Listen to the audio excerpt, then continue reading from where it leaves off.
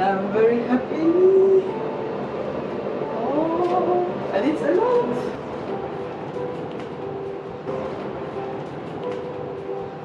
I love it. Really nice.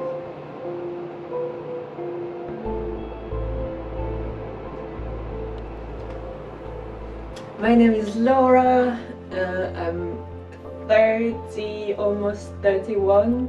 I think the first time that came to my mind was when I met one of my best friends who was coming back from a working holiday visa. That was 10 years ago. And from that time, I was thinking at some point I'll try to come to New Zealand.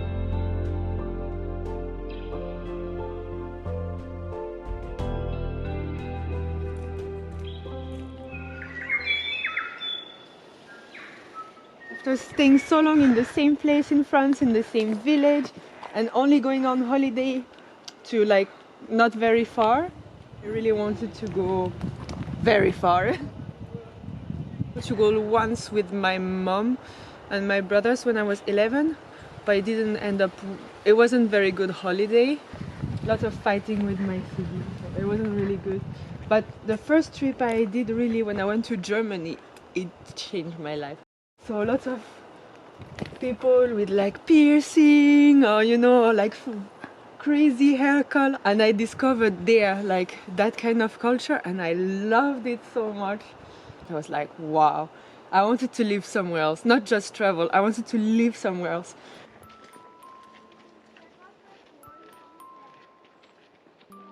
I remember the first time I went somewhere solo was in Brazil, and I was a bit scared, and I was scared to be bored or to be too much into my head, but then I realized it's really good. Because you're on your own, so people will approach you more easily. Also, you can change your mind at any time. If you go somewhere and you don't like the place, if you have a car, you can just like drive off and go somewhere else.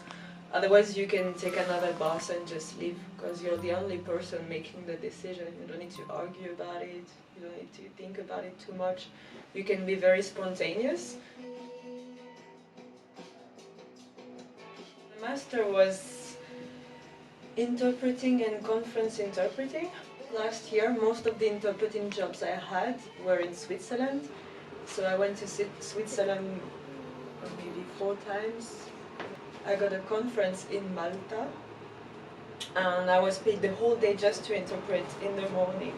And I stayed in Malta in a very, very luxurious hotel in front of the beach, and I cried when I entered the room. I opened the room, I had a suite with 2 TVs, 4 couch, a huge bed, a table, 2 balconies with view on the sea. And I cried because it was something that I would never have been to afford. That's one of the reasons why I did this as a master. I wanted to be able to travel. Zupi is on her way to a co-working space in Ubud. Up here in this open area you can talk, and you can just grab a seat at one of these tables or outside. It's only stepped up in 2016. The cons of the lifestyle is probably not having my own place, not having sort of like that place of security where you can go when you had a bad day. I was a bit scared to work in the kitchen because I knew that I would have to work as a team. And I was scared to not get along, or to get stressed, and it didn't happen. The job is hard, to be honest, like, because it's quite physical and you're just exposed to lots of different hazards. You can cut yourself, burn yourself, la la la. When it's busy, it's really busy and you're exhausted, and when it's quiet, you have nothing to do and you feel very bored.